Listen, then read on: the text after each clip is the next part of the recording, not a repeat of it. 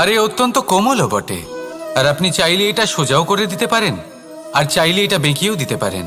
আর যদি চান তাহলে এটা গোল গোল করে বেঁধে কোথাও রেখেও দিতে পারেন।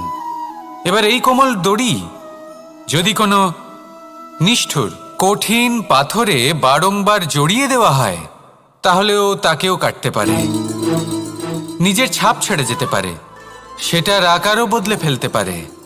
এবার এর কারণ কি? এর কারণ হলো অভ্যাস আর নিরন্তর প্রচেষ্টা। যদি আপনিও চেষ্টা করেন আর নিরন্তর কর্ম করে যান, তাহলে আপনার প্রারব্ধ পাথরের মতো কঠিনই হোক না কেন, তাতে ভাঙন ধরিয়েও আপনি নিজের লক্ষ্যে অবশ্যই পৌঁছতে পারবেন। একটা গুরুত্বপূর্ণ কথা মনে রাখবেন, সুকর্মের অভ্যাস আর নিরন্তর প্রয়াস এই হলো